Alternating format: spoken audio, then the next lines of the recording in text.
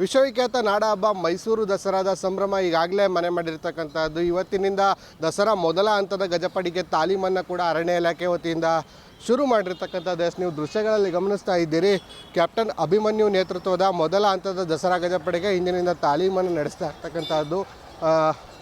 ಏನು ಜಂಬೂ ಸವಾರಿ ಸಾಗುವ ಮಾರ್ಗದಲ್ಲಿ ಒಂದು ಸದ್ದು ಗದ್ದಲದ ನಡುವೆ ಆನೆಗಳು ಸಂಚಾರ ಮಾಡಲಿಕ್ಕಾಗಿ ಇವತ್ತಿನ ತಾಲೀಮನ್ನು ನಡೆಸ್ತಾ ಇರ್ತಕ್ಕಂಥದ್ದು. ಮುಂದೆ ನೀವು ಗಮನಿಸ್ತಾ ಇದ್ದೀರಿ, ಅರಣ್ಯ ಇಲಾಖೆಯ ವಾಹನ ಬೃಹತ್ ಆಯಸ್ಕಾಂತವಿರುವಂತಹ ಕಬ್ಬಿಣದ ಸಲಾಕೆಯೊಂದಿಗೆ ಬೃಹತ್ ಆಯಸ್ಕಾಂತವನ್ನು ಇದು ಮಾಡ್ಕೊಂಡು ಹೋಗ್ತಾ ಅಂದರೆ ರಸ್ತೆಯಲ್ಲಿ ಕಬ್ಬಿಣದ ಚೂರುಗಳಿದ್ದರೆ ಆನೆ ಕಾಲುಗಳಿಗೆ ತೊಂದರೆ ಆಗಬಾರ್ದು ಅನ್ನುವಂಥ ನಿಟ್ಟಿನಲ್ಲಿ ವ್ಯವಸ್ಥೆಯನ್ನು ಅರಣ್ಯ ಇಲಾಖೆಯಿಂದ ವತಿಯಿಂದ ಮಾಡ್ಕೊಂಡಿರ್ತಕ್ಕಂಥದ್ದು. ಅಂತೆಯೇ ಇಂದಿನಿಂದ ಮೊದಲ ಹಂತದ ತಾಲೀಮು ಶುರುವಾಗಿರ್ತಕ್ಕಂಥದ್ದು. 2 ಮತ್ತು 3ನೇ ಹಂತದ ತಾಲೀಮುಗಳು ಕೂಡ ಆನೆಗಳಿಗೆ ಇರ್ತಕ್ಕಂಥದ್ದು. ಅಂದರೆ ಮರಳು ಮೂಟೆಯನ್ನು ಒರೆಸಿ ಭಾರವನ್ನು ಎತ್ತುವಂಥ ಭಾರವನ್ನು ಹೊತ್ತು ಕ್ರಮಿಸುವಂಥ ತಾಲೀಮು. ಅದನಂತರದಲ್ಲಿ ಮರದ ಅಂಬಾರಿಯನ್ನು ಕಟ್ಟಿ ಅಂಬಾರಿ ಫೀಲನ್ನು ಕೂಡ ಆನೆಗಳಿಗೆ ಕೊಡುವಂತಹದ್ದಂಥದ್ದಲ್ಲಿ ತಾಲೀಮನ್ನು ಕೂಡ ನಡೆಸುವಂಥದ್ದು.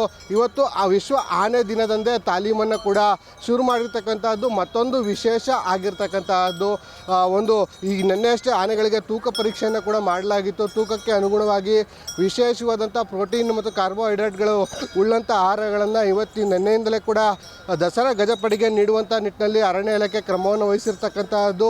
ಇನ್ನು ಕೆಲವೇ ದಿನಗಳಲ್ಲಿ 2ನೇ ಹಂತದ ಆನೆಗಳು 5 ಆನೆಗಳು ಏನಿದ್ದಾವೆ, ಆ 5 ಆನೆಗಳು ಕೂಡ ದಸರಾ ಗಜಪಡೆ ಅಂದರೆ ಮೊದಲ ಹಂತದ ಗಜಪಡೆಯನ್ನು ಕೂಡಿಕೊಳ್ಳುವಂತಹ ನಿರೀಕ್ಷೆಗಳು ಕೂಡ ಇರ್ತಕ್ಕಂತಹದ್ದು. ಈಗಾಗಲೇ DCF ಅವರು ಕೂಡ ಮಾತನಾಡ್ತಾ ಹೇಳ್ತಾ ಇದ್ರು, ಅಂದರೆ ಇನ್ನು ಕೆಲವೇ ದಿನಗಳಲ್ಲಿ 2ನೇ ಹಂತದ ಗಜಪಡೆಯು ಕೂಡ ತಾಲೀಮನ್ನು ಕೂಡಿಕೊಳ್ಳುತ್ತೆ ಅನ್ನುವಂಥ ನಿಟ್ಟಿನಲ್ಲಿ ಒಂದಷ್ಟು ಮಾಹಿತಿಗಳನ್ನು ಕೂಡ ಹಂಚ್ಕೊಂಡ್ರು. ಸುಮಾರು ಮೈಸೂರು ಅರಮನೆಯಿಂದ ಜಂಬೂ ಸವಾರಿ ಸಾಗುವಂತಹ ಮಾರ್ಗ ಏನಿದೆ, ಸಯ್ಯಾಜಿರಾವ್ ರೋಡ್ ಮೂಲಕ ಬನ್ನಿಮಂಟಪವನ್ನು ತಲುಪುವಂಥ ಮಾರ್ಗದುದ್ದಕ್ಕೂ ಕೂಡ ಆನೆಗಳಿಗೆ ಪ್ರತಿನಿತ್ಯ ಬೆಳಿಗ್ಗೆ ಹಾಗೂ ಸಂಜೆ ತಾಲೀಮನ್ನು ನಡೆಸುವಂತಹದ್ದು. ಆ ನಿಟ್ಟಿನಲ್ಲಿ ಇವತ್ತು ಮೊದಲ ಪ್ರಾಥಮಿಕವಾಗಿ ತಾಲೀಮನ್ನು ಶುರು ಮಾಡಿರ್ತಕ್ಕಂಥದ್ದು. ಕ್ಯಾಮ್ರಾ ಪರ್ಸನ್ ಸೂರಜ್ ಜೊತೆ ಸಂದೀಪ್ ಕುಮಾರ್, ಅಶ್ವವೇಗ ನ್ಯೂಸ್, ಮೈಸೂರು.